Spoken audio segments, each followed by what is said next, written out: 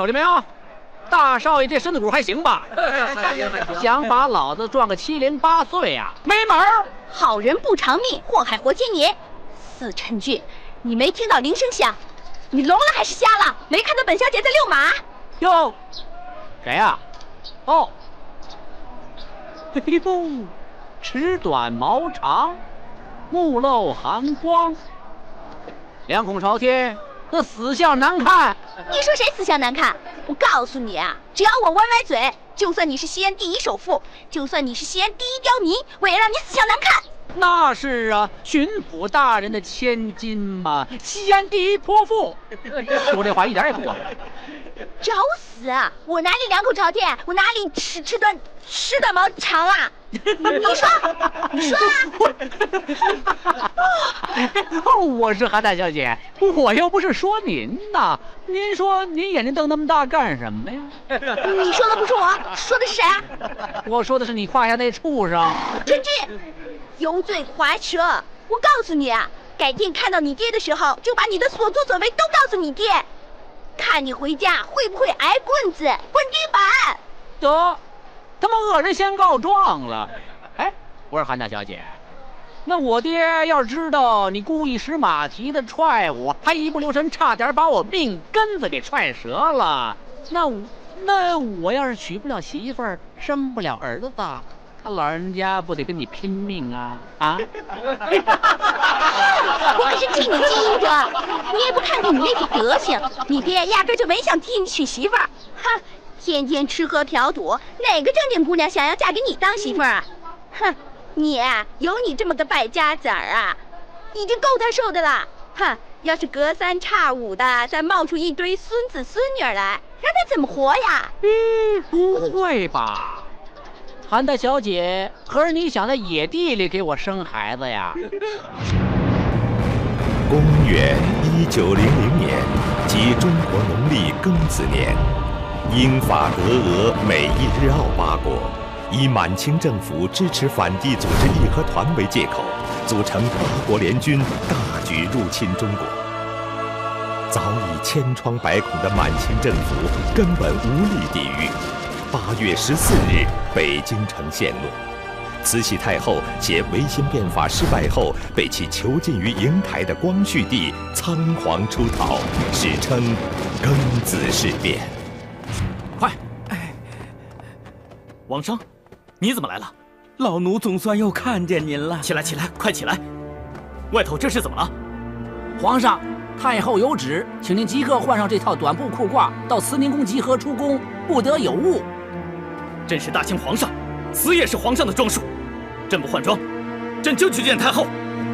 皇上，奴才劝您还是换上吧，不要学珍妃娘娘。珍妃怎么了？珍妃到底怎么了？珍妃娘娘已经为皇上训诫了。训诫？什么叫训诫？朕还没有死，她训的哪门子诫？朕要见珍妃，朕要见珍妃！皇上，珍妃娘娘已经在黄泉路上了，难不成您到那儿见她不成？你说什么？皇上，再不换衣服就不要走了。皇上，您就换上吧。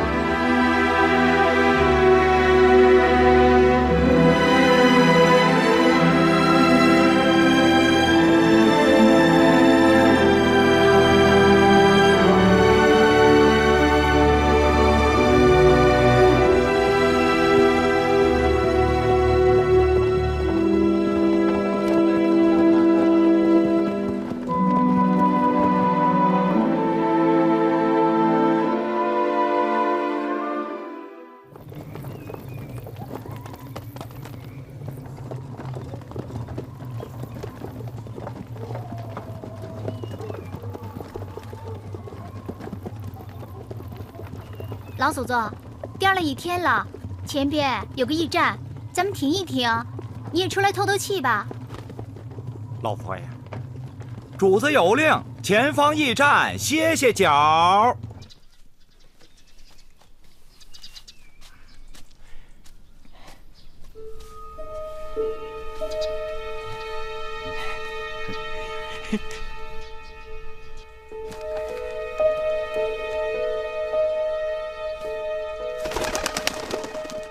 哀家在京城给玉贤发了2封电报，叫他带上人马，带着粮食往天镇县前来接驾。这会儿哀家都已经上路了，怎么还不见他人影？玉贤这个王八蛋，天天就知道杀洋人、烧洋楼、发洋财，哪还顾得上你老佛爷掏鸟蛋、挖树皮呀？哪天他要是犯在我大阿哥手里，老子非抽了他的筋，扒了他的皮！行了行了，赶紧上车赶路吧。8月初1从宣化出来以后，咱们翻山越岭的，好不容易到了这儿，眼看着离天镇县不远了。到了那儿，就算没鸡子吃，也有2口小米粥可以喝呀，是吧？我说你别老咔嚓咔嚓的，底片装好没有啊？别像昨天似的，咔嚓那么多张以后才知道底片没有装好啊！要不咱们出来，怎么跟报社结账啊？嘘，我说主笔大人，你就放心吧。我假如这次不给你拍个惊天动地的，我就就地自杀。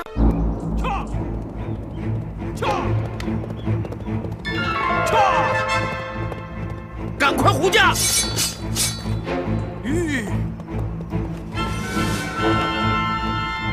在下天镇县县尹卢勇。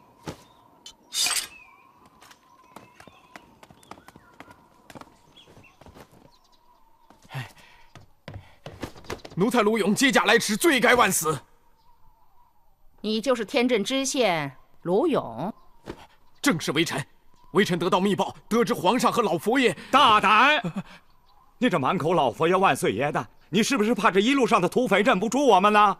啊，是，奴才得知主子们即日便要来山西天镇县，奴才又知道这十字坡方圆几十里全是荒芜之地，主子们来了之后肯定不能好好的休息。奴才又怕暴露主子们的行踪，所以不敢携众前来，单人独骑前来接驾。哎呀，奴才一路是飞马狂奔啊！哎呦，奴才还是来晚了，老佛爷恕罪啊！微臣的马上驮了1袋子小米，够大家伙吃顿饭了。老佛爷，您看，奴才带来了什么？这是奴才临行前，奴才的嫂子让奴才带上的。快拿来！老佛爷。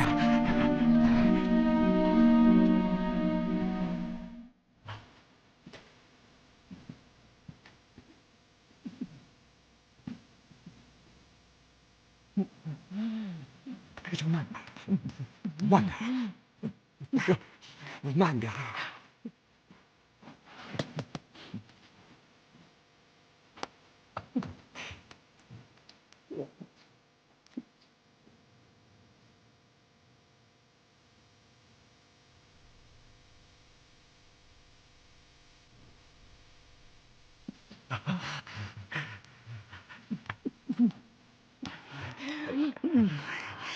行了，我够了，分给大家吃了啊，分给大家吃。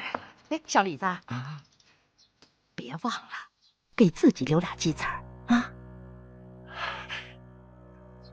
老佛爷，我这胃呀空着泛酸，吃着鸡子儿啊怕不舒服，我呀还是喝点小米粥吧啊。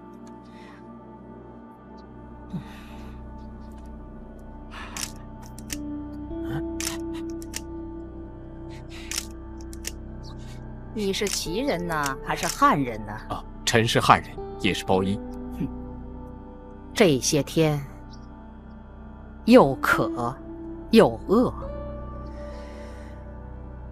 叫人去打水，回话说每一口井里都有人头浮在那儿，实在是渴不过了。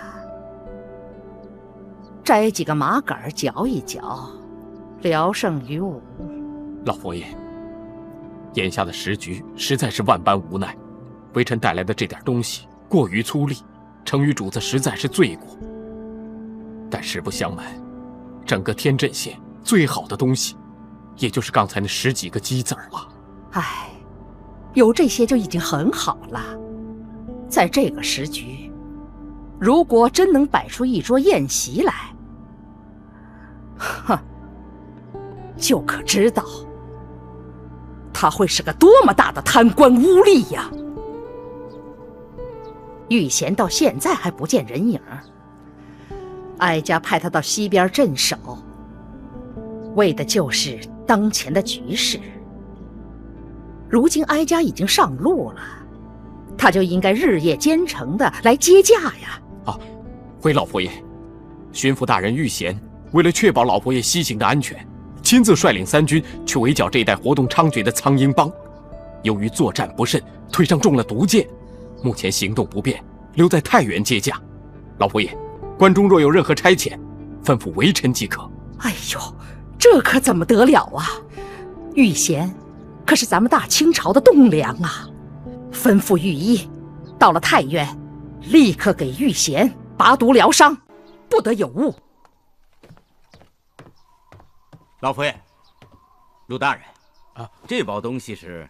哦，老佛爷，夜晚骤寒，蜀中又别无女眷，不过微臣的嫂子呀，早年间有几件鲜亮的衣服，微臣给带过来了，晚上给您御寒。哎呦，瞧瞧，瞧瞧，多有心呐！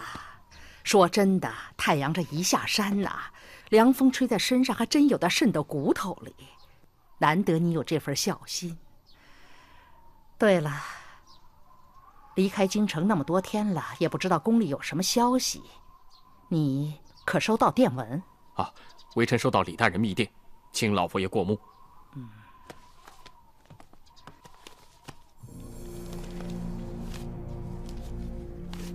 李大人的密件，你看过了吗？李大人拍的是密电，奴才不敢看。河南总兵蒋尚军统领人马到达京畿，拦住了洋人的追兵。广东上缴银两送往西安，月底到贡。陕西巡抚韩宇轩垫100万两。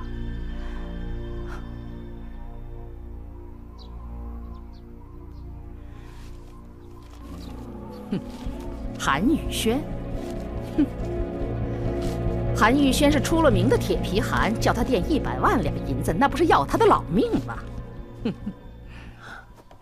老佛爷，让他垫银子不过是个权宜之计，等广东省的银子到了，老佛爷还不是连本带利都批给他呀？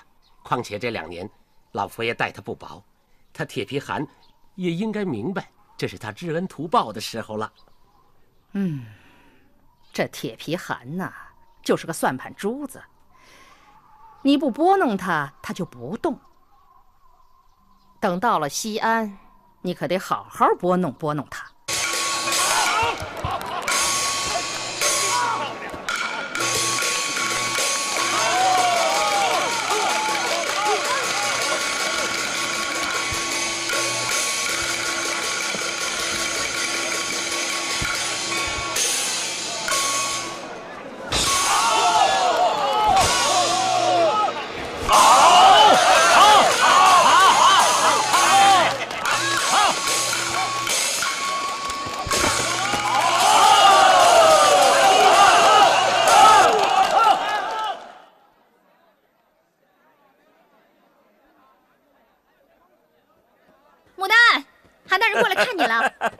哎呀，牡丹，太好了，太好了！哎，不，我来。韩大人，您慢慢聊啊。哎，好，走。走吧。哎呀，牡丹呐，这是我让他们给你炖的胖大海雪梨燕窝汤啊，清肺润喉又滋润。哎，你吃吧。啊，行了，搁那吧。你可别忘了。今天晚上我们家堂会，你可一定要来呀！今儿嗓子哑了，去不成了。哎，那我不是给你准备好了胖大海雪梨燕窝汤了吗？怎么着？难道你还要压着我去你府上的堂会不成？大人，大人，这怎么了？山西来的消息，太后人马已经过了天阵县，进入陕西境内，不日就要来西安了。哟，他真的要来啊！哎，去，赶快去巡抚。是大人。牡丹呐，你嗓子不好，今儿晚上就休息吧，就不要唱了，好好休息啊。韩德，老爷，传话下去，今天白牡丹后头的戏全部取消，我包场了。让他们派人到府里取银子。是。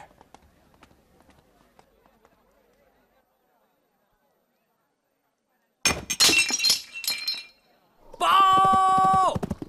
山西巡抚御贤大人到。驾！吁！老佛爷！老佛爷，奴才接驾来迟了！哎呀，快起来！不是说受伤了吗？留在太原接驾就行了，还颠到这儿来，这要是留下了病根儿，哀家可舍不得呀。老佛爷，奴才这小磨小蹭的，可比不上老佛爷和皇上这一路上吃的苦受的累呀。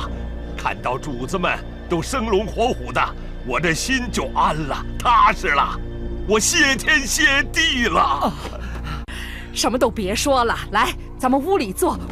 好，来，这位是？这是我大儿子敬仁，一身功夫，骁勇善战。这次剿匪要不是我儿子，现在恐怕就见不着老佛爷了。哎呦，真是好样的！来，屋里坐吧，啊。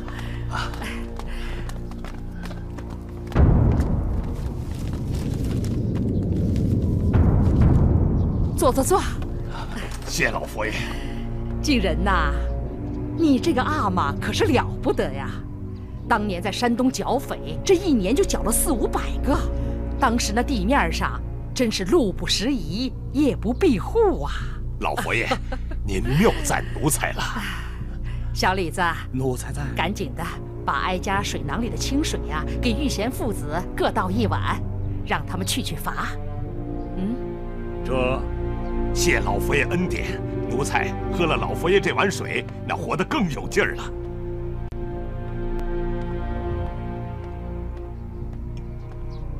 谢谢。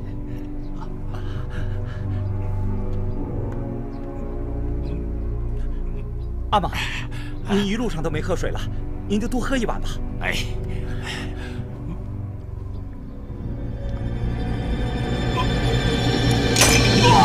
阿玛！阿玛！阿玛！阿玛！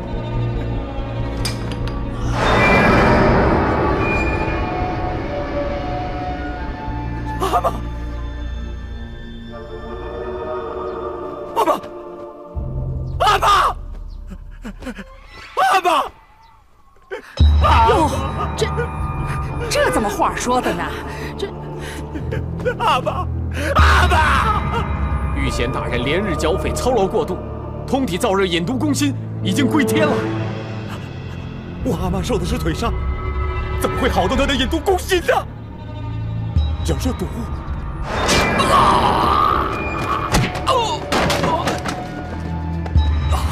好毒啊！慢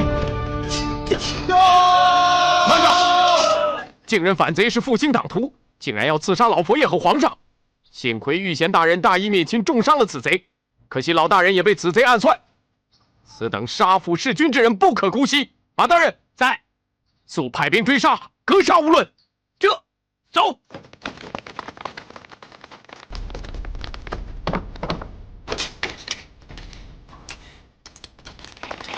快！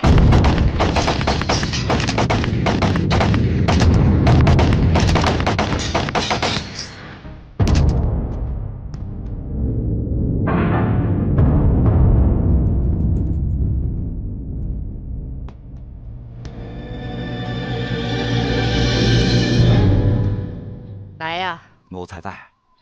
把他们都给好好埋了吧。这。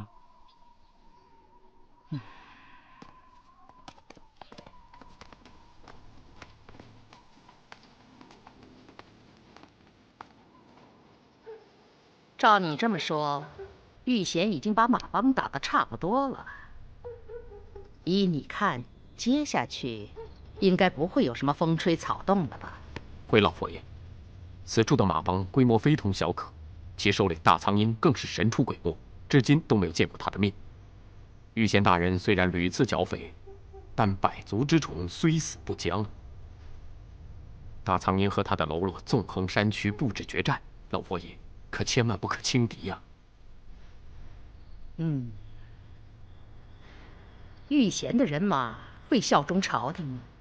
奴才以为一时间还不宜调派太远的人马。那你可以立刻招来500-600的人马吗？奴才那天镇县的宫门人不超过40余人，与大苍鹰周旋，恐怕是以卵击石。奴才以为还得请陕西巡抚韩宇轩发兵救驾。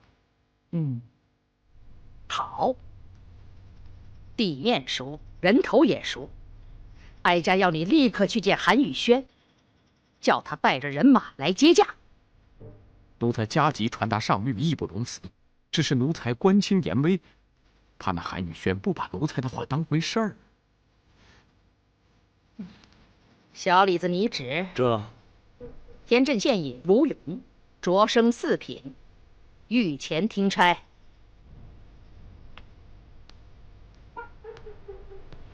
你这可是连升3级，还不磕头谢恩啊！哦，谢老佛爷恩典，谢老佛爷恩典。卢勇，奴才在。现在这儿没有别人，你倒说说，哀家为什么给你连升3级呀？须是，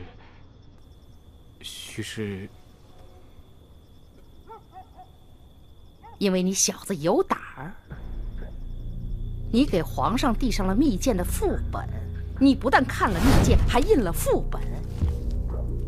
啊！你小子行啊！哀家跟皇上，你是一个都不得罪呀！啊！老佛爷恕罪，老佛爷恕罪，老佛爷恕罪啊！就因为这样，哀家得给你点好处，因为你给了皇上一个机会，让他亲眼看看他的皇爸爸是怎么办事，是怎么杀人的。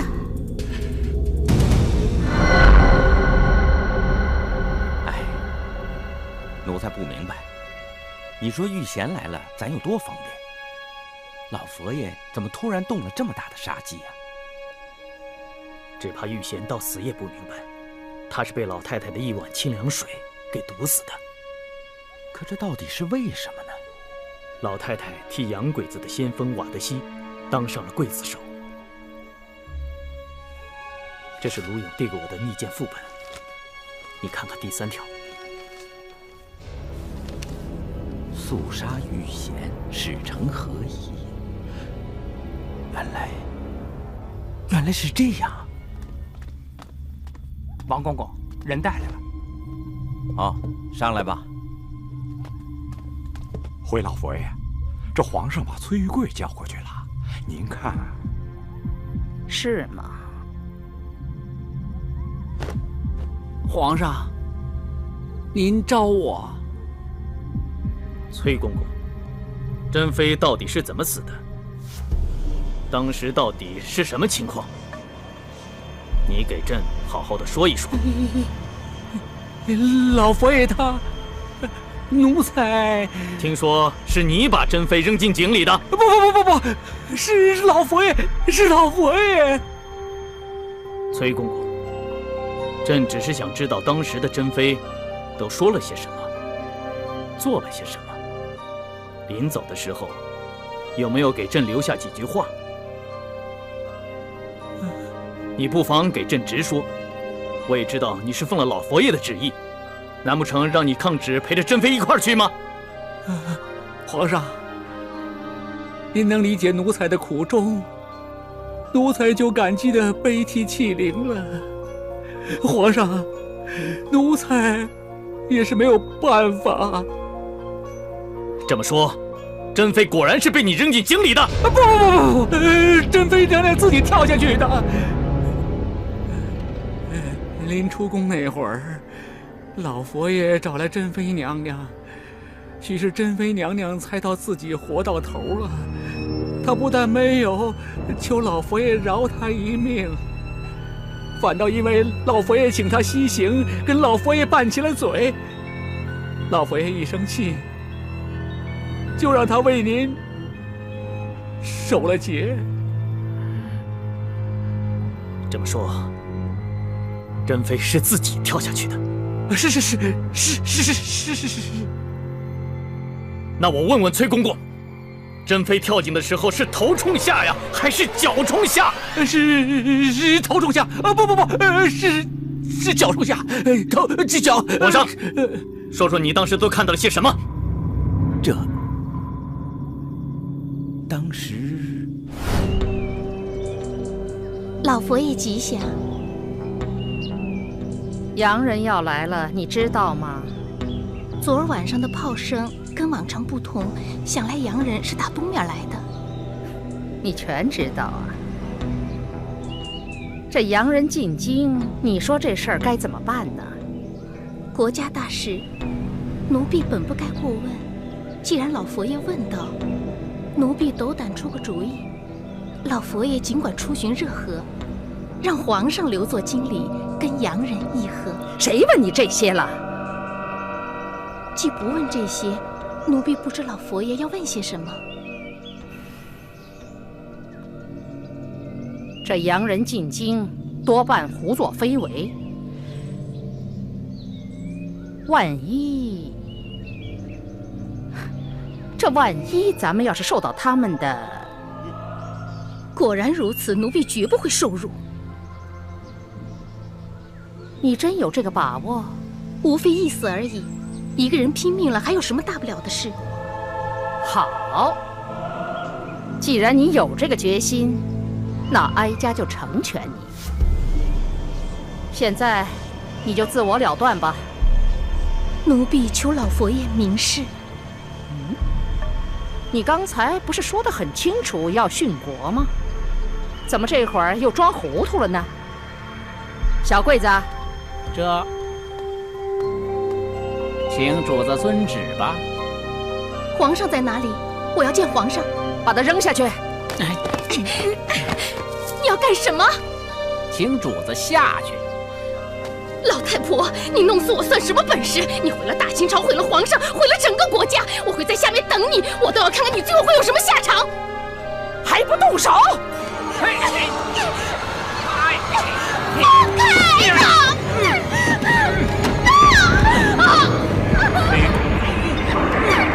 崔总管，当时的情况确实如此吗？我也是奉老佛爷旨意办事啊！你还珍妃命来！我杀了你！你千万别冲动！你还万岁爷，命来！你松手啊！别冲动啊，万岁爷！我杀了你！你千万别冲动！万岁爷，朕要杀了你！万岁爷，你别冲动啊，万岁爷！杀了你！你千万别冲动！万岁爷，朕要杀了你！万岁爷，万岁爷，杀了你！你别冲动，你别冲动啊，万岁爷！这是。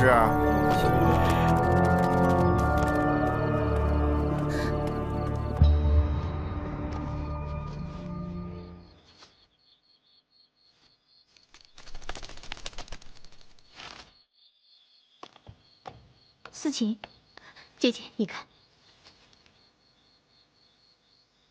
韩宇轩所言不虚，太后果然要来西安了。三秦班等了这么多年，终于等到机会了。是啊，思琴，从明天开始，你就要抓紧练习，千万不可松懈。这出戏唱好唱不好，可就全靠你了。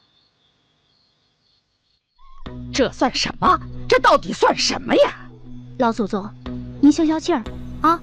自打光绪15年，皇帝大婚，这10几年来，珍妃一人独自6宫专宠，这猛然间失去了珍妃，皇帝伤心失态也是人之常情啊。人之常情？什么叫做人之常情啊？他可是个皇上，这10多年来让个珍妃搅得他颠三倒四，一点皇上的尊严都没有。老佛爷，奴才觉着皇上这番失态，未必是冲着崔总管，倒好像是连长。啊，皇上恨崔公公把珍妃扔到井里，自然是针对崔公公。Sir，四格格，您这话说的没错。崔公公把珍妃娘娘推到井里，皇上自然恨他。可是您别忘了，崔公公是奉了谁的旨意才这么干的？哼，他本来就是要杀鸡给猴看。老祖宗，您多虑了。皇上一向敬您为圣母皇太后、皇爸爸，皇上对您可是万分敬重啊，他怎么敢呢？有什么不敢的？唉。毕竟不是自己怀胎10月生下来的，哼！那阵子，在康有为、梁启超那些叛乱分子造反之下，他不是还想要哀家的命吗？在他眼里，哀家是他的眼中钉、肉中刺。老祖宗，行了，别说了。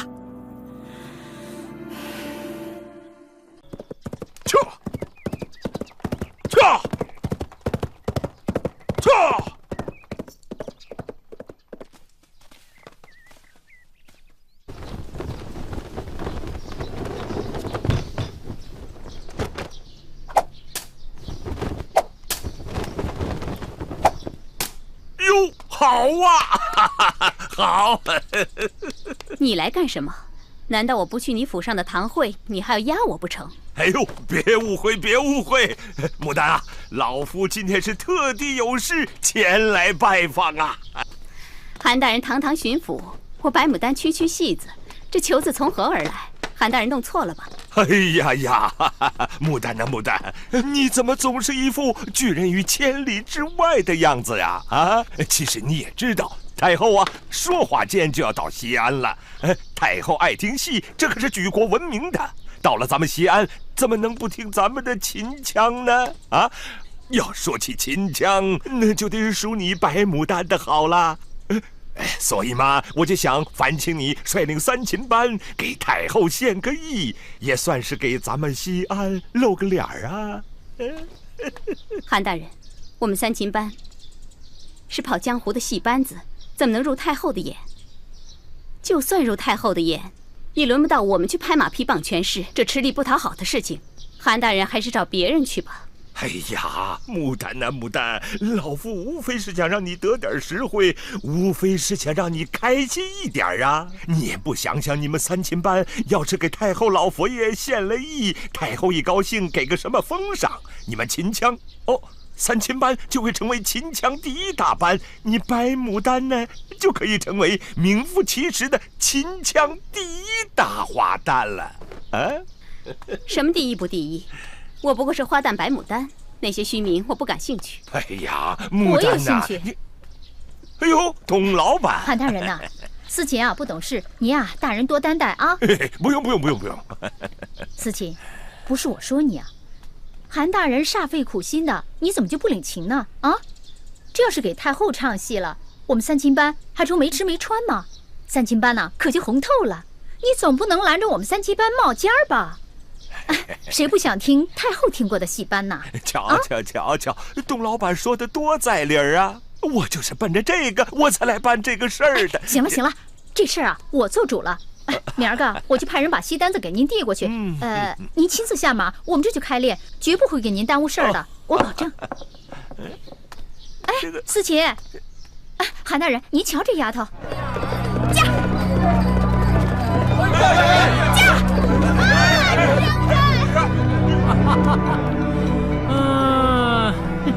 大少爷，今天又挂了700两，前后已经挂了12000多两了。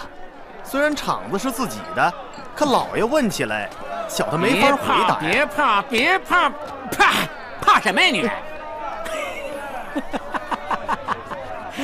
我告诉你啊，父债子偿。子债呢？笨劲儿的，父偿啊！我欠了这厂子12000两银子，怎么了？去回家告老爷子去。虎毒不食子。不就12000两银子吗？我陈俊还没有败家呢。9牛1毛也。驾！哎，大小姐过来了，快让开，快让开！让什么让啊？少爷，要让你让。驾！我干嘛让啊？有种冲我来！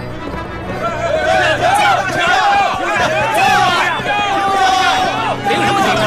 啊！有本事冲我来！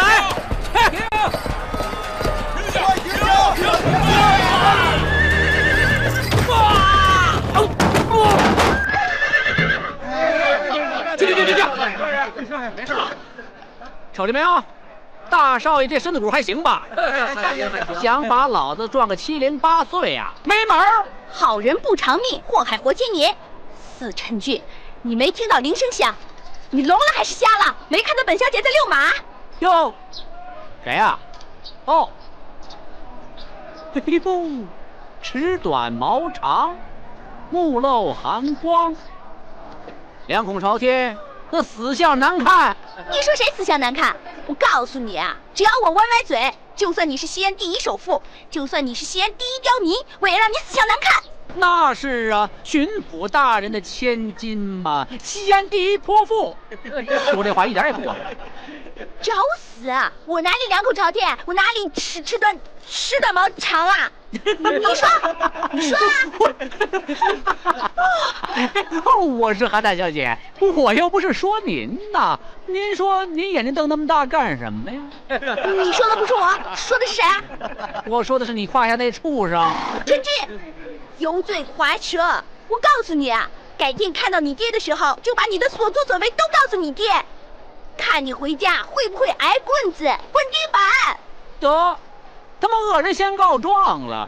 哎，我说韩大小姐，那我爹要是知道你故意使马蹄的踹我，还一不留神差点把我命根子给踹折了，那我要是娶不了媳妇儿，生不了儿子，他老人家不得跟你拼命啊！啊！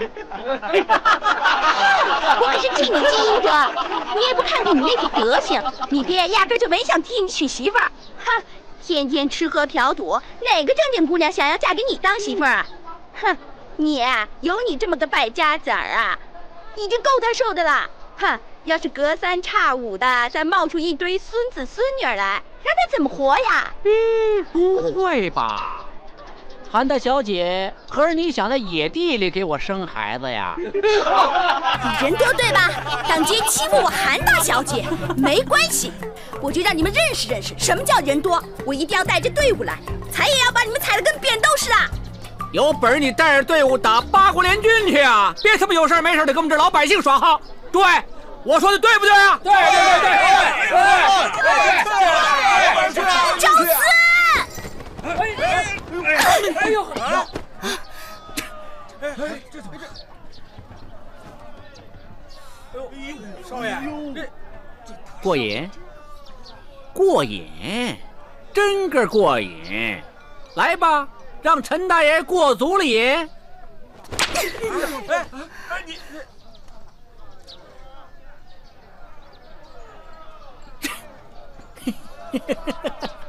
哎，鞭子抽多不过瘾呐，指甲尖抓呀，小刀扎呀，你陈大爷只要皱一下眉头，就他妈不是英雄好汉。今天我抽你个皮开肉绽，下次见到本小姐就老老实实的。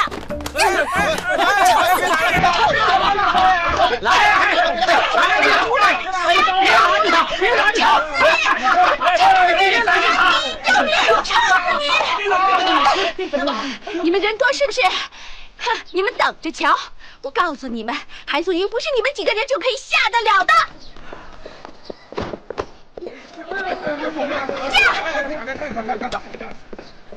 哎，是吧？那个哎呦，知道吗？这叫打是亲，骂是爱。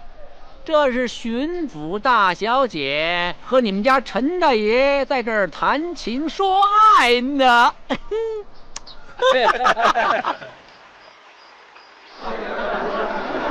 王少爷，你在哪儿？你让一下，陈总来接你了。二少爷，挤什么挤什么？也不看着点，眼睛长脚后跟上了。神经病！挤什么？怎么这么乱呀？这二少爷到底去哪儿了？这也见不着半个人影啊！哎，你都快找啊！我不是一直在找吗？就是没看见。二少爷应该不会回家了吧？不可能，这电报上写的清清楚楚、明明白白，就今天回来。哎，咱们要是跟二少爷走岔路了怎么办呢？哎，二少爷说了，他推回来一辆汽什么车的，没准取车去了。这车在，人肯定就在，咱们去那边找找去。走。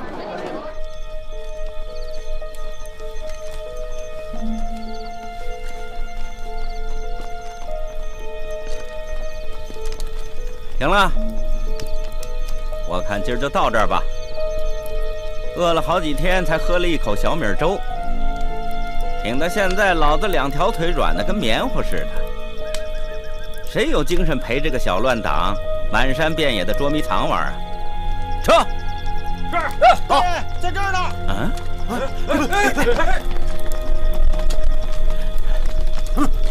好嘛，这可真是啊！踏破铁鞋无觅处，得来全不费功夫。来呀，在，把他给我绑起来，乱枪打死。是。走。起来！放开我！放开我！放开我！放开你！老子都难逃一死，儿子还活得了吗？啊！冤枉！我父子都是被冤枉的。哼！你们无缘无故的杀了我，改天一样，你们也会被无缘无故的杀了。谁替那个老妖婆卖命，谁就不得好死！住口！你瞎叫唤什么？把你就地正法是太后的旨意，阎王让你3更死，多烧点纸钱，或许能到5更。太后让你现在死，你就一刻也休想多活。弟兄们，准备！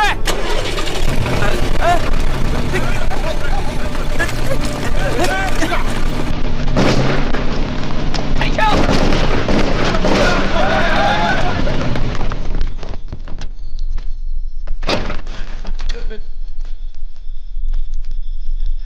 你是人是鬼？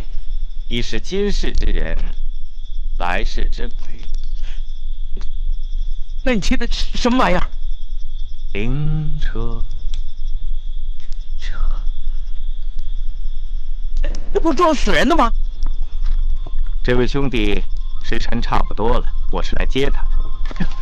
这不是牛头马面吗？啊！什么牛头马面？你站过来，我要看看牛头马面到底长什么样。牛头马面坐在车上，只有快断气的人才能看到他。你也想当个快断气的人吗？呸！你才快断气呢！弟兄们，给我拿下！是。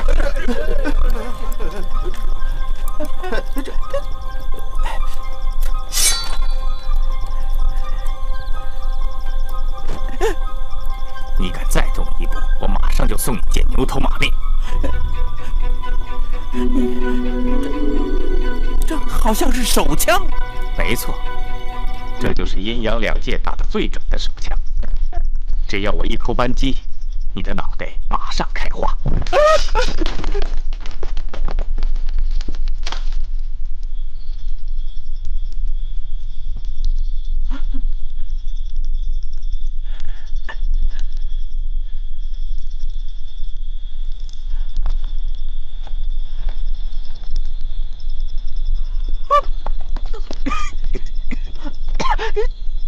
他妈的，你敢耍老子！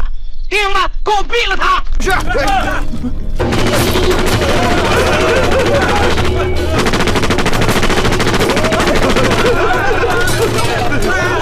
兄们，快救救我！快点，快帮帮我！对不起了，遇上你们这一号，要是不扯上一些牛头马面，还真的应付不了。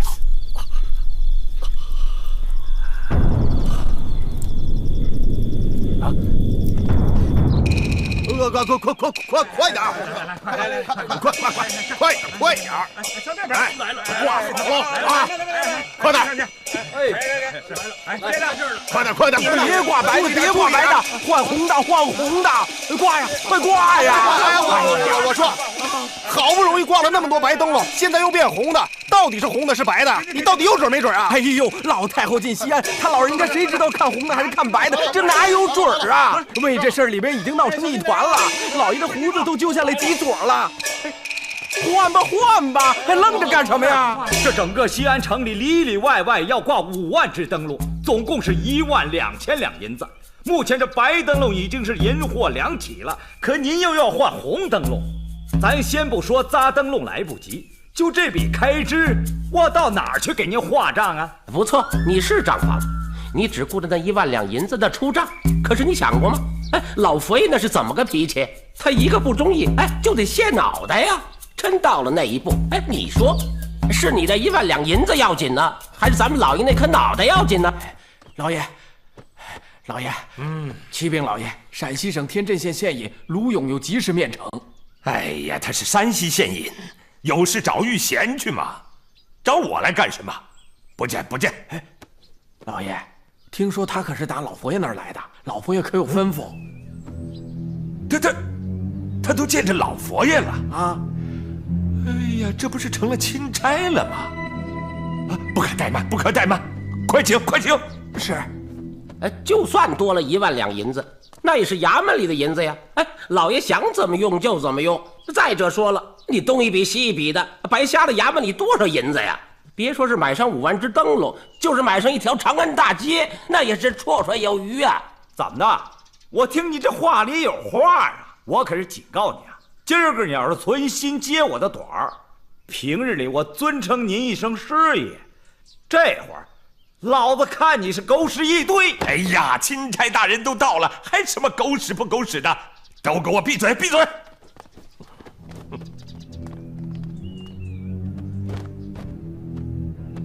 四品御前行走天镇县县尹卢勇给巡抚大人请安。4品县尹？哈。老佛爷破格擢升，连升了3级，不过还没安排职位，官是4品，职还是个县尹。哎呀，不得了，不得了，了不得，了不得！啊，升得快，升得好，快请上座啊，上座！哎呀，这次老佛爷来西安呐，大家一则是毕恭毕敬，一则呢是诚惶诚恐。就连这西安城里头该挂这红灯笼啊，还是该挂白灯笼，都拿不定主意了。钦差是从老佛爷身边来的，那对老佛爷的旨意一定是领会很深呐。你说说，到底是挂红灯笼呢，还是挂白灯笼呢？就大清国而言呢，3军溃败，京师沦落，那是何等苍凉之事。那挂上白灯笼以哀国殇，自然是有必要的。是。你听明白了没有？可就太后老佛爷而言呢，轻车简从，脱离险境，那是何等喜庆之事啊！那挂上红灯笼以身贺职，那也是人之常情吧？你眼睛不瞎吧？关键是韩大人，您是以大清国为念呢，还是以老佛爷为念？韩大人，兄弟可是亲眼看着这玉贤大人怎么被老佛爷赐死的。你玉贤他被赐死了。北京虽是沦陷了，可老佛爷的威严没有半点含糊啊！老人家一个眼神，这玉贤就七窍流血，一命呜呼了。哎呀，这赵师爷，赶快把全城扎灯笼的师傅都集中到后院来，3天之内给我扎5万只灯笼。要是扎不好，谁也不许回家。是。哎呀，等，赶快让厨房备上好的酒席，好生招待钦差大人。韩大人，此刻是急亲如火，接待的事就免了。太后老佛爷的口谕是让您即刻带兵去天镇县接驾，那要是晚了被大苍蝇围上，祸可就闯大了。那到时候躺在老佛爷脚前的就不止玉贤一个人了吧？哎呀，韩德，赶快让大酒楼预备兵发天阵线！哎，韩大人，这发兵接驾固然是个苦差事，可它也是个立功的机会。那说不定您也捞一个连升3级呢。来，坐啊！好，坐着聊，坐着聊啊！韩大人，您忙的还不止发兵接驾，还得准备下100万两银子应急呢。啊？100万两啊！韩大人，这是兄弟在一旁听到的。老佛爷正在等着广东上缴的银子，这银子要是不到的话，就让大人您先凑出100万两来供朝廷开销。我连这大红灯笼的银子都凑不齐了，我哪儿来的100万两啊？哎呀，老佛爷呀，你真是难为死我了。老佛爷可说了，请正大光明殿，你可省下的就不止这个数。老佛爷心里可是一本账清清楚楚啊。这是老佛爷这是明察秋毫，料事如神，我是非常敬服啊。不过这个正大光明殿呢，那可是我亲手建造的，是不会有什么问题的。只不过就是有那么一点账目上的纰漏。账目，我想那玉贤被刺死，可能也跟他账目交代不清有点关系吧。钦差大人，您请坐啊，请坐，我稍后就来啊。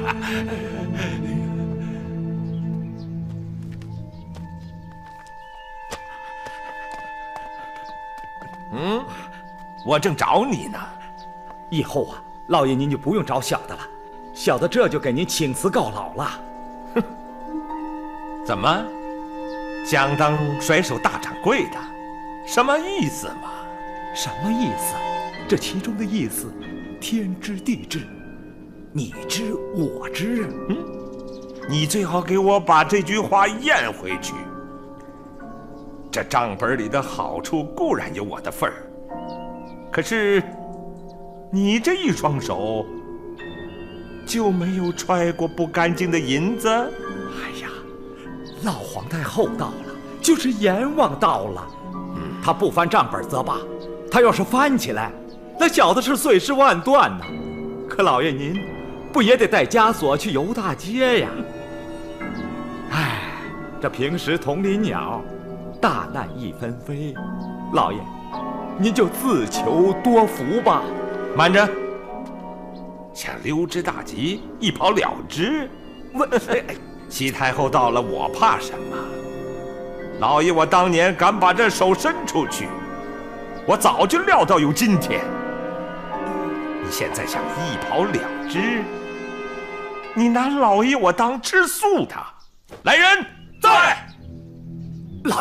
老爷您这要么你就老老实实给我在这儿待着，要么你可就别怪老爷我卸磨杀驴。老爷，这，哎呦！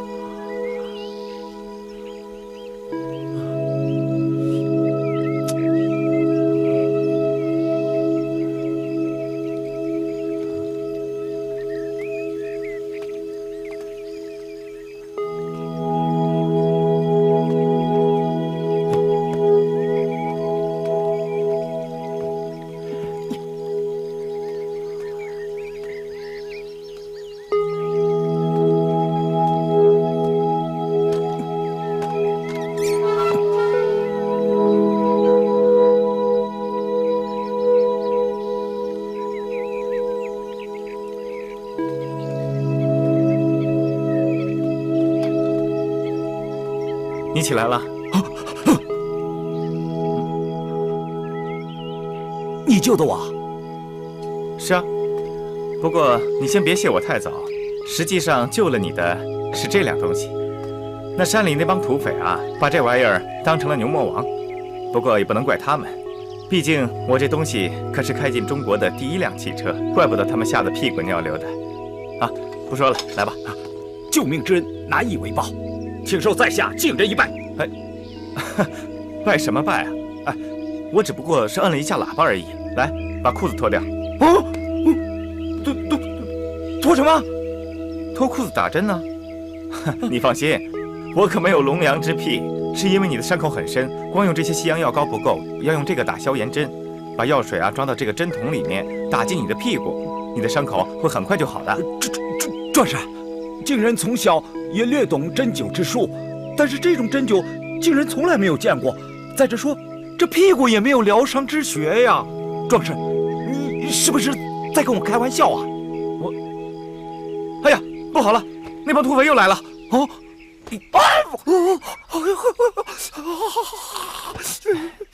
啊，好了，你休息一下吧。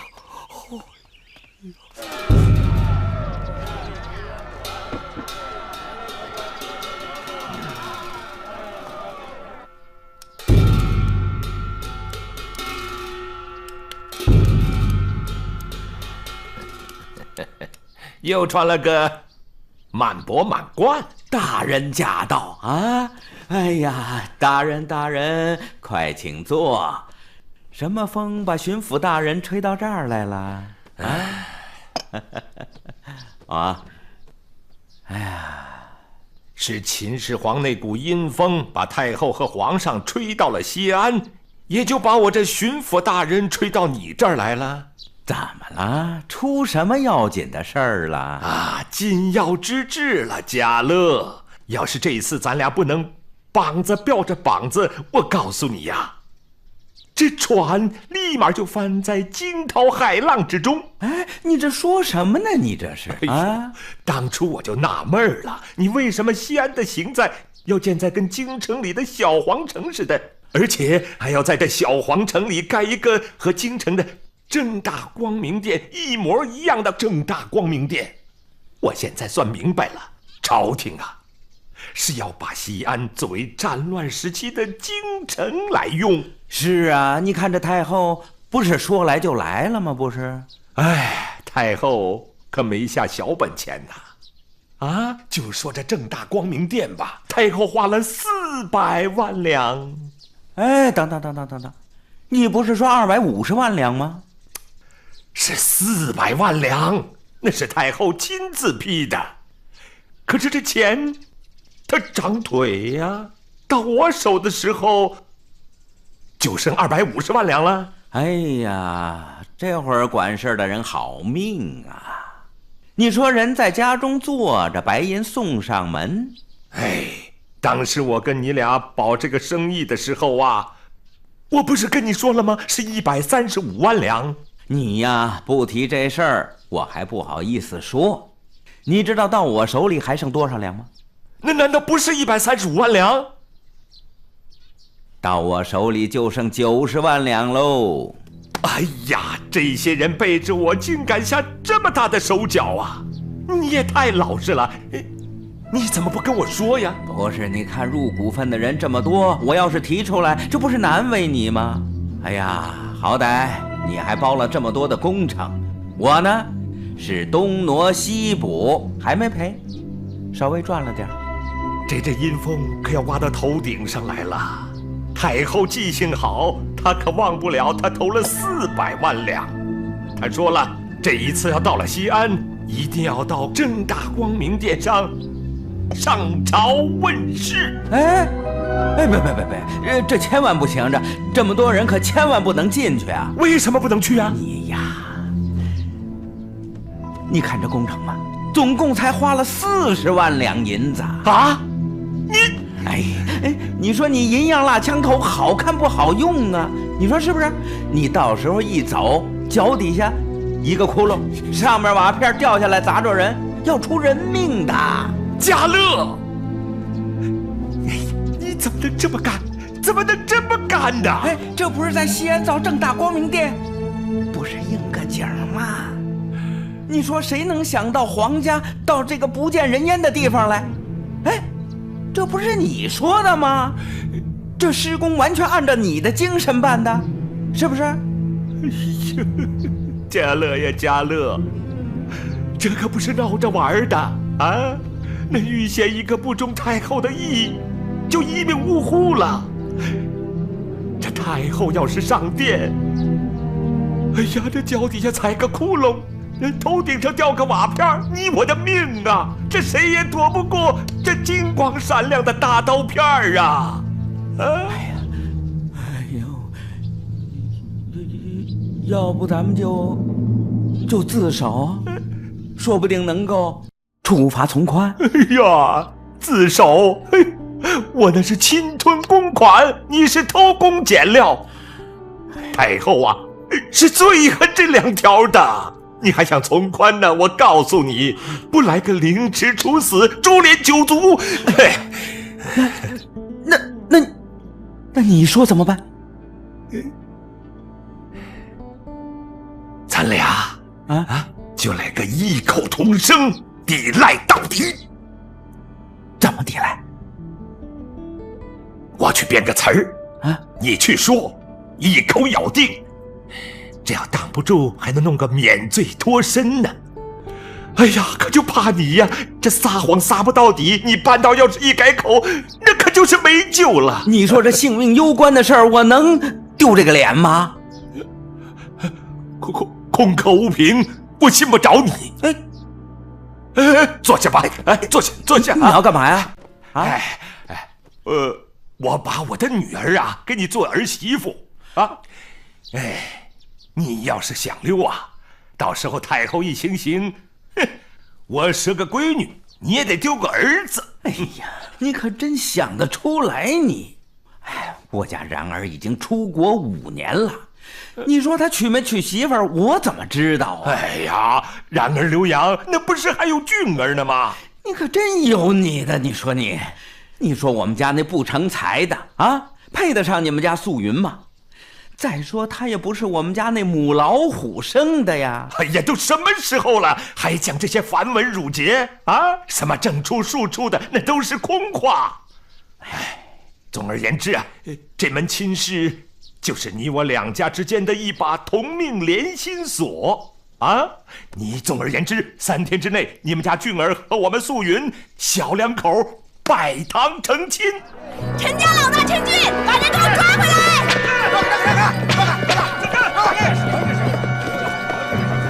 把人给我抓回来！是。别进去！大小姐，这小事不能一进去，准是鸡飞狗跳。小姐，大小姐，小姐，你来干嘛？算了，既然来了，就跟我一起进去，把那个陈俊给我抓出来。今天你姑奶奶，我一定要把你阉掉。小姐，我是来告诉你，老爷把你许了人家了。什么？他凭什么把我许配人家？许配给谁了？就是你要阉的那个陈家老大陈俊呢？什么？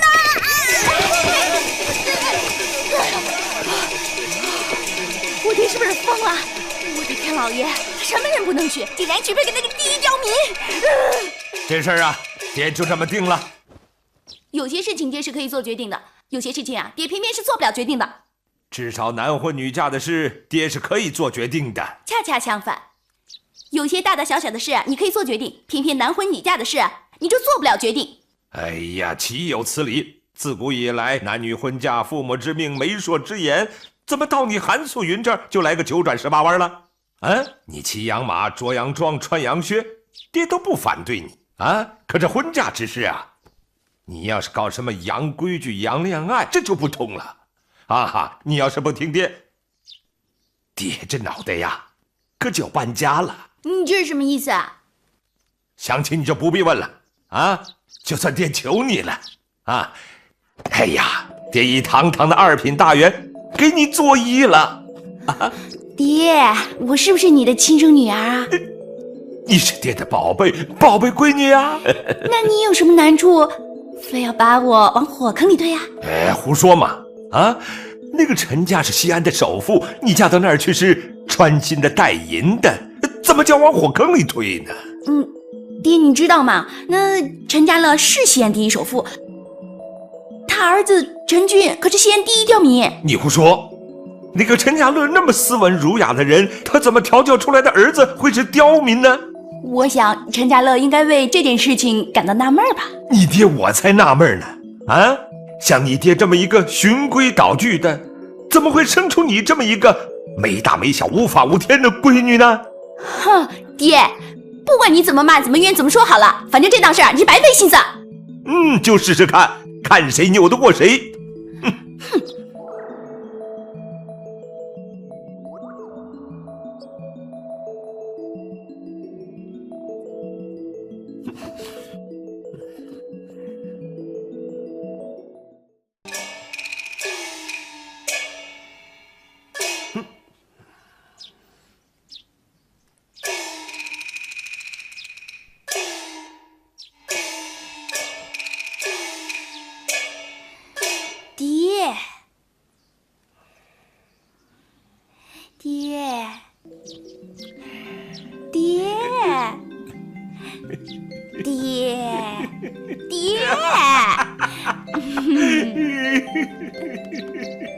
别把我嫁出去好不好？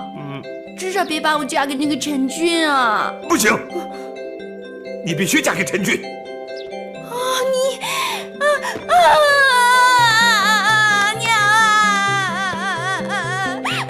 你看爹呀！看爹，他这是把我往死里逼呀！娘，他逼我呀！娘！哎呀，我的夫人呐！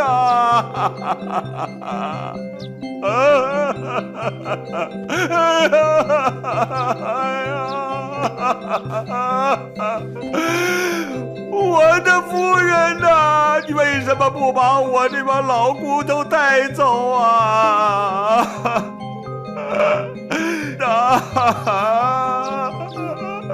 哎呀，夫人呐！哎呀，夫人！爹，你干嘛这样嘛？爹，你不要管！爹，你不要这样嘛！干嘛嘛？干嘛这么说嘛？你听爹的话不？听嘛，我听嘛。那你还嫁人不？我又不是不嫁，你干嘛非要让我嫁给陈俊嘛？哎呀！哎呀，我的夫人呐，女儿不听我的话，养儿不孝啊！爹，你干嘛这么说嘛？我又不是故意的，好吗？好吗？你不要这样，不要这样嘛！有商量，好不好？有商量？哎呀，我的好女儿，哎呀，有商量就好了。好了，陈家乐一会儿就过来送彩礼啊，他一定要跟你见一面的。哎呀，你说你这个男不男女不女的，像什么样子呀？你赶快换一身衣服嘛！爹，这叫什么商量？人家都聘你孙来了，还商量个什么呀？哎呀，你听我的，素云，这个商量嘛，就是商量给你办喜事嘛。啊，爹这回一定是非常的。民主啊，快去换衣服，快去吧啊！你好，你好样的！哼！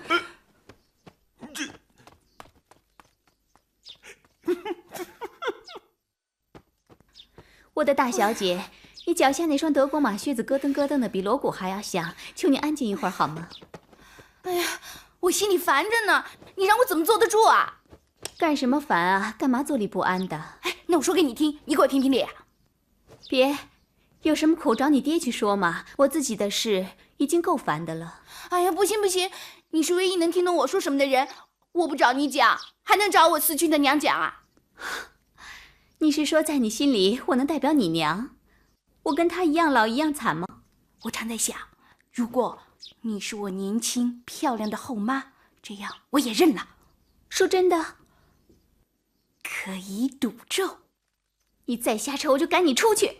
我让你胡说，我看你还敢胡说吗？我让你胡说。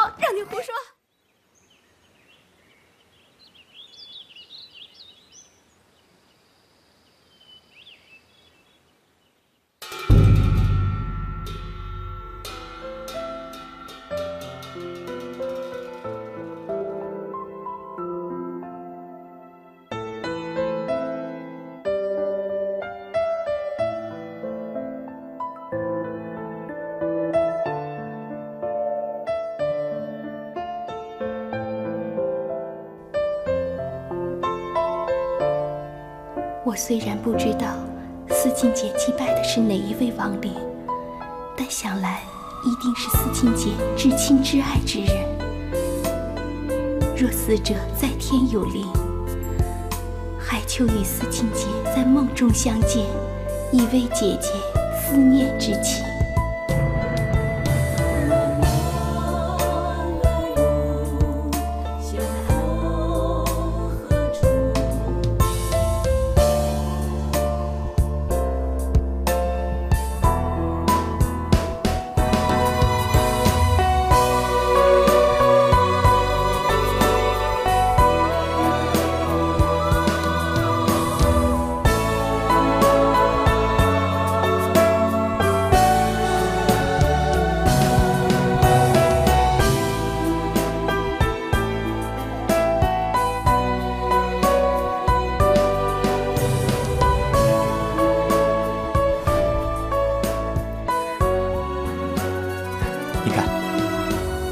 玉佩上有个棚子，如果我们将来有了孩子，就用这个棚子给他取名吧。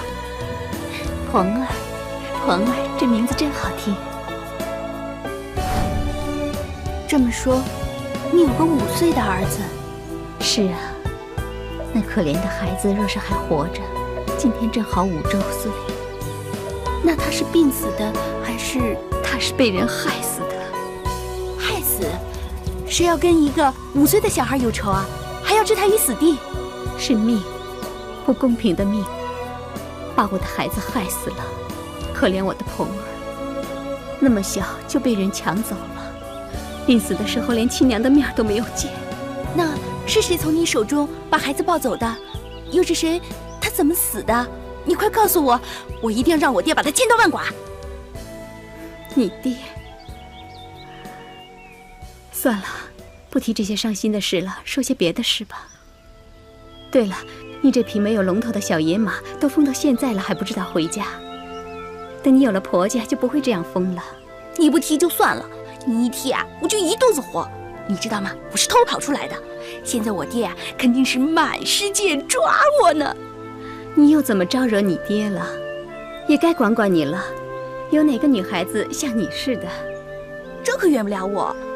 你知道吗？我爹有多过分？他竟然没经过我的同意就把我许配给别人，而且许的还是全西安城里面最大的那个混蛋小子。不会吧？你可是你爹的宝贝疙瘩，你爹不至于这么糊涂吧？把你许配给谁了？说来我听听。那混蛋臭小子还会有谁家？不就是陈家的吗？陈家乐？就是啊。陈家乐，他有2个儿子，你爹把你许给哪个了？还会有哪个？陈家乐的2儿子陈然，早在5年前就出去留洋，喝洋墨水去了。现在说不定已经在外面娶了个洋老婆，生了个洋儿子。我可高攀不起。当然是那个惹人讨厌的臭小子陈俊。陈家虽然不能说富可敌国，也是我们西安数1数2的头等大户。你爹为你做这样的安排，不是挺好吗？好什么好啊？婚这是我自己决定的，凭什么听他的？更何况我和陈俊从小到大都是哥们儿，我压根就没有想过我会跟他走在一起。哈，而且你知道吗？那小子吃喝嫖赌，没一样他不干的。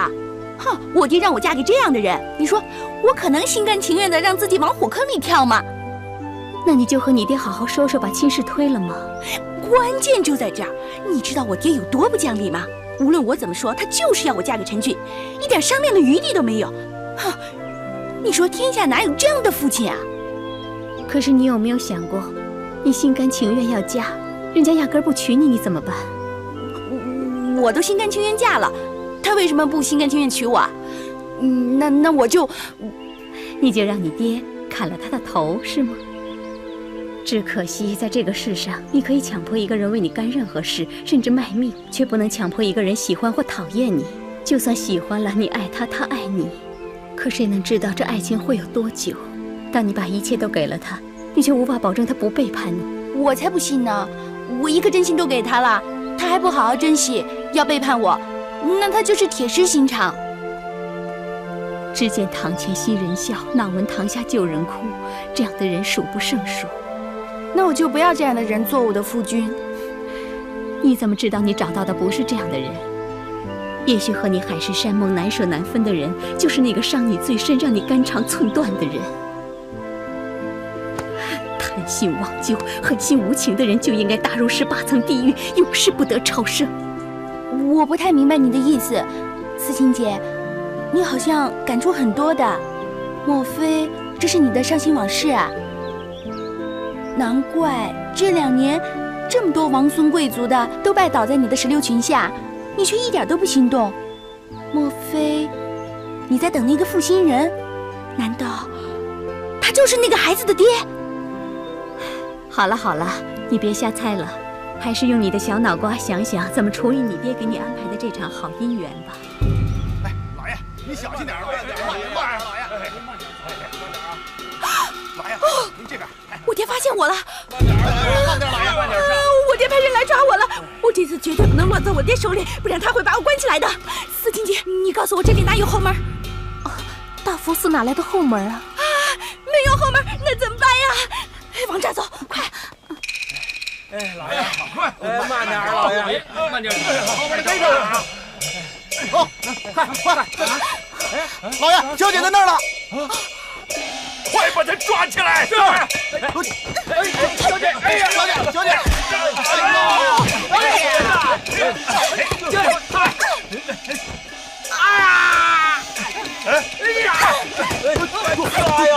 呀，笨蛋！哎呀，我来走，小姐，小姐。哎呀，这废物！快把他抓起来！哎呀，哎呀，快去抓呀！是，快，抓！快去呀！小姐，给我追！哎呀，这不是思琴吗？哎，思琴呐，思琴！我叫白牡丹，思琴这个名字不是外人叫的。哎呀，你怎么这么见外呢，牡丹呐？董老板跟你说了吗？今天晚上？对不起，没空。啊，今天晚上你不是那出戏完了就没有别的戏码了吗？哼，我还要练功，对不起，没有时间陪你。哎呀，让你见笑了啊！小女实在是顽皮得很呐。不过根据你们俩的这个感情，你也知道是怎么回事了吗？韩大人，我要送你一句话。啊，鄙人是洗耳恭听姑娘垂训。儿女的婚事虽然说自古都是父母之命，若这父母是明白的父母倒还罢了，可若连父母都是贪图富贵、不顾儿女死活的糊涂人，我看这儿女不由父母做主，倒是件好事。你放尊重点，你放开我！为什么你从来不给我一个笑脸呢？为什么不论如何讨好你、奉承你，你怎么永远把我当成仇人一样？难道你真不知道这几年我对你的心意吗？我不知道，也不想知道。对我而言，你和那些来听我唱戏的人没有什么分别，都只是逢场作戏的对象而已。不管你对我怎样，我不想对你装出笑脸。如果你非要我对你装出笑脸的话，这不难。韩大人，你要的是这样吗？我知道，我不是他。可你忘了当年他是怎么对待你的吗？难道你还没有死心吗？你扪心自问一下，这些年来我韩玉轩又是对你怎么样的？你可不要忘了，以我韩玉轩的权势和地位，我什么样的女人得不到啊？就算是你，我要是动硬的，你也是无可奈何。可是我从来都没有逼迫你什么。难道说不管我做什么怎么做，对你而言都赶不上那个人的别说了，点儿？我恨他，我恨不得把他千刀万剐。可对你，我无悲无喜。你可以不爱我，也可以对我无悲无喜，可我只求你待在我身边。就算是你把我当成他，我也不会有半句怨言呐。够了，你也是个堂堂2品大员，不要让我讨厌你、鄙视你。鄙视我？你鄙视我？好，我就让你鄙视我一下。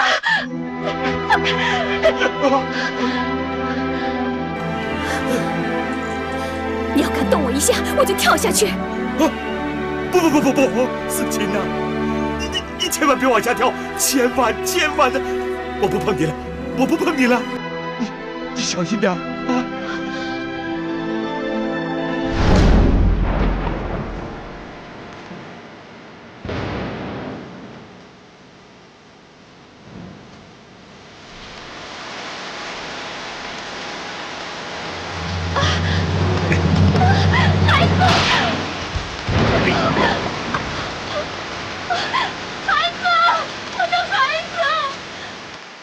可算是打听到了，听说前几天有个人把没死的孩子扔在乱岗上，现在恐怕早就是被野狼吃了。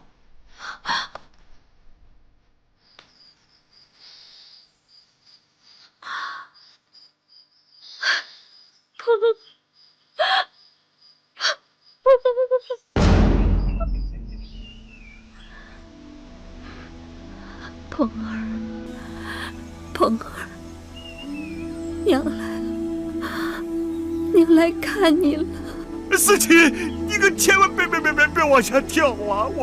我知道你心里苦啊！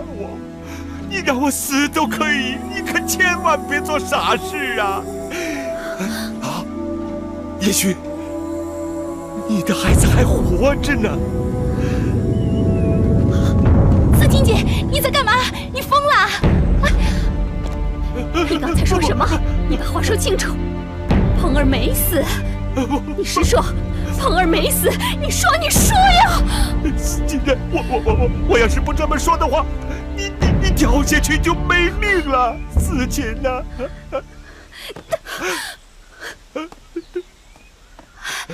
爹，你把思琴姐怎么了？你们之间到底怎么回事？你们静了！你给我回去！从今以后，不许你跨出寒门半步！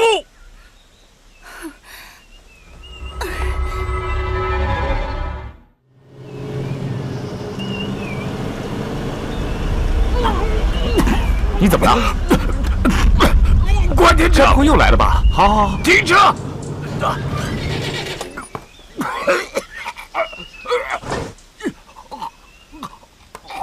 不会吧，金仁兄，我这车时速才20公里左右，你就拖成这样，太离谱了吧？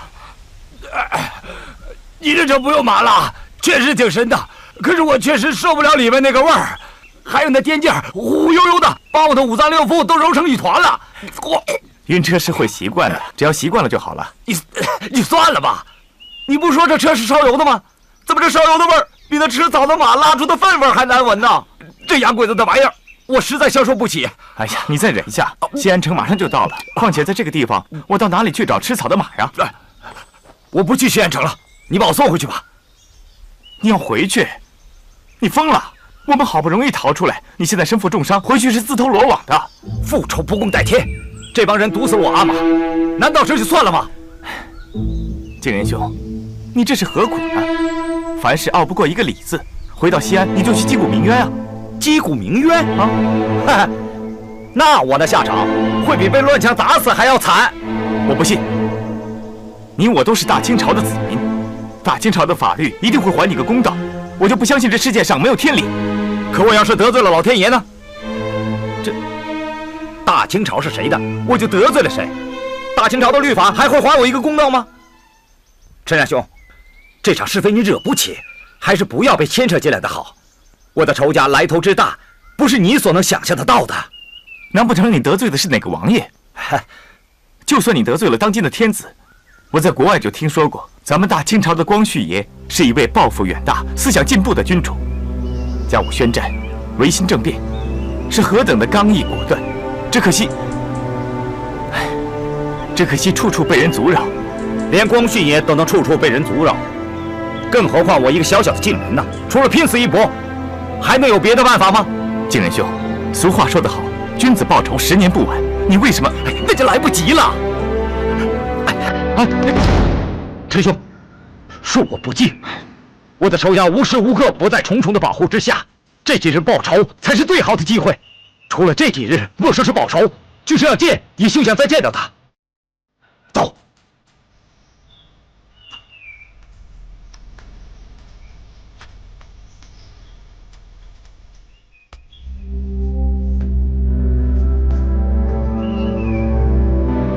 我知道你复仇心切，好吧，那我就送你回去。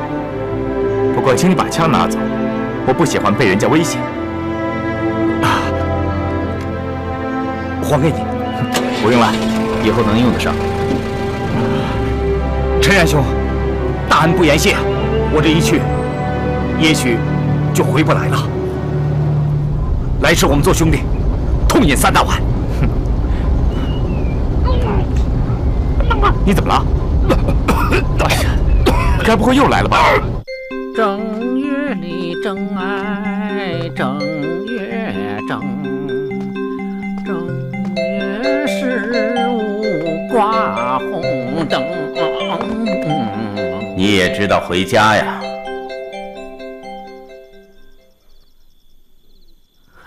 哎呦，爹，您这么晚了还没睡啊？你爹可等了你1晚上了，你这又是从哪个赌场啊，还是从哪个窑子回来了？窑子？哟，这香大腿暖被窝的，你还舍得出来呀？无所谓，舍得舍不得，哎，这大不了像我爹一样，一个舍不得，不就有了个我吗？住嘴！你虽然不是他生的，但他也是你娘。你这满口不干不净的，胡说些什么你？哼，他不是你亲儿子，也是你儿子呀。你这当娘的也要有个当娘的样儿。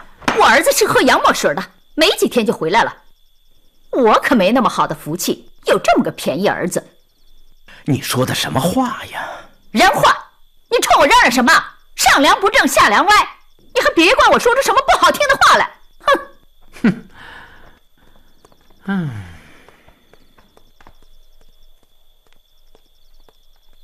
儿子，哎，爹这次给你定了一门亲事。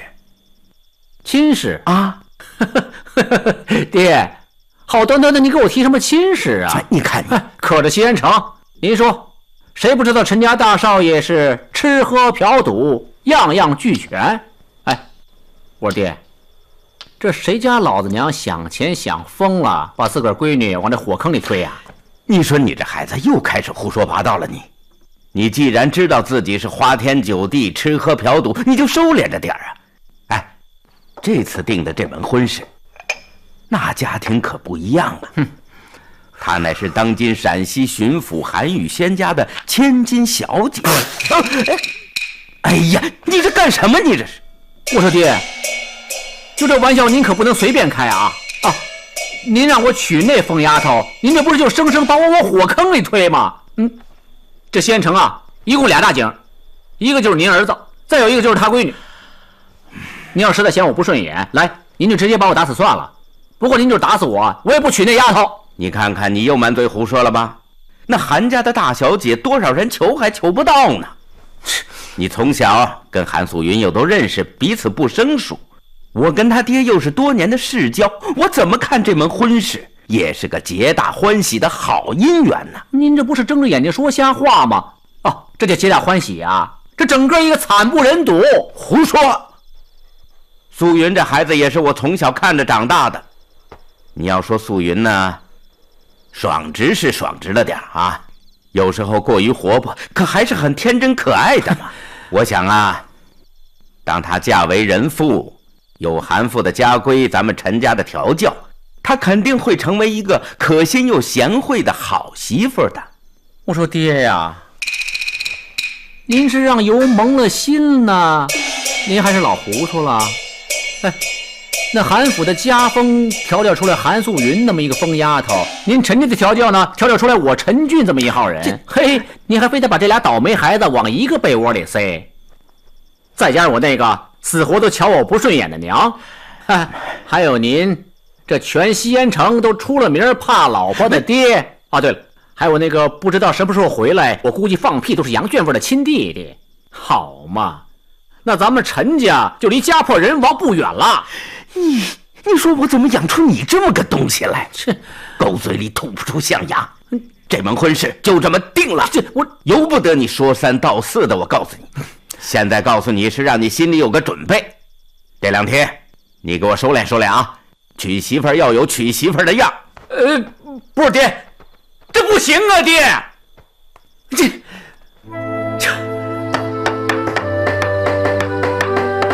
使劲，使劲定。你不可以限制我的自由，爹，放我出去！爹，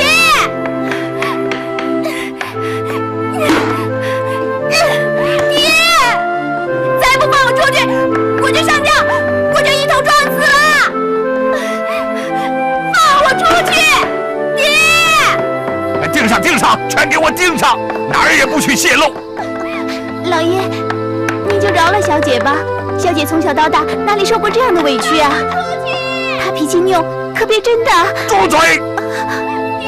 小姐这样任性妄为，都是你们给惯的。我还没说要办你，你自己倒蹦出来了。老爷冤枉了，老爷！小姐是小姐，奴才是奴才，我这个做奴才的哪敢管小姐呀？哈哈，照你这么说，那她还是我给惯的。老爷，奴才不敢，奴才不敢啊！我谅你也不敢。告诉你们，从今天开始到小姐出阁，谁要把她放出去，就是跟我韩宇轩作对。还有你，你是不是背过脸了就把她放出去？没有没有，奴才无论如何也不敢啊！我告诉你，小姐若是丢了跑了，或是磕了碰了上吊了，我就打断你的狗腿，我再把你送到万春楼去。放我出去！蕊儿，你别怕，小姐，你听见老爷说的，我求求你，蕊儿这条小命就全在你手上了。老爷，您看谁回来了？老爷，我回来了。回来就好。怎么样，打听到二少爷没有？他现在在哪儿？上岸了没有？说什么时候到家呀？老爷，二少爷他许是压根就没回来。你胡说！然而早就给家里发来电报，按日子现在该到家了。老爷，真没二少爷消息，我到处都打听了，海关、码头、轮船公司哪都查了，只有海关说二少爷之前曾托运回一辆油车，啊不对，一辆水车，啊不对，一辆什么车来着？哎，你管它叫什么车呢？这车现在在哪儿呢？车倒是一上岸就让人提走了。那你个糊涂东西，那车让人提走了，那说明什么呢？说明我的二弟已经到了，是不是？说他本人谁还能提走那车呢？那你连这都想不明白，真是。大少爷说的对，你怎么那么笨呢？老爷，这不能怨我呀。二少爷要是真入境回国了，咱早该见着人了，可哪都没信儿啊。取车的人许是二少爷的朋友吧？要不，快说！哎，我说爹啊，合着您还没听出来呢？这陈默在这儿兜兜转转说这么半天，他说什么呢？那是陈默不敢把实话告诉您。实话？什么实话？你好好想想，这东西已经回来了，说明什么？说明我这二弟也已经回来了。可为什么到现在您就还见不着这人影儿啊？为什么？不是爹，您先稳住神，我就顺嘴这么一说，就这么一猜啊。这个也许啊，可能，大概，我估计啊，没准儿，这说不定啊。我说祖宗，你有什么话赶快说，你别让老子再生气了。得嘞，爹，就我的二弟呀，他现在已经不在人世了。你胡说八道！你怎么可以这样诅咒你的二弟呢？我以前是多关心了他一点，但是他已经走了5年了，你还这么记恨他？你们毕竟是同父异母的亲兄弟啊！不是，我说爹，您都说什么呢？哎，您好好想想，现在都什么时候了啊？我那二弟一身洋味儿，这会儿回来。现在八国联军进了北京了，老佛爷跟洋人宣战了，全国上下谁恨洋人恨的不是咬牙切齿啊？他这回子回来还开着一辆什么油啊水啊，不是就沉默叫不出来名字的车，您说能不遭人恨吗？啊，我这说句不好听的，就我那二弟。那现在保不齐让人给咔嚓了，直接扔海里滚去了。哎呦，我说爹，你这是干嘛呢？满嘴喷粪的东西！我算看出来了，你娘说的对，你就盼着你二弟早死，你想独吞我陈家乐苦苦经营的这份家当。我这球，告诉你门儿都没有。你二弟要真出了事儿，我就把这家业烧了拆了，我白送人，我也不会把1文钱留给你这个败家子儿。哎，我说爹，这不是您让我说的吗？我说了，您又跟我急。我爹，那什么，您还真把我那二弟当块宝似的。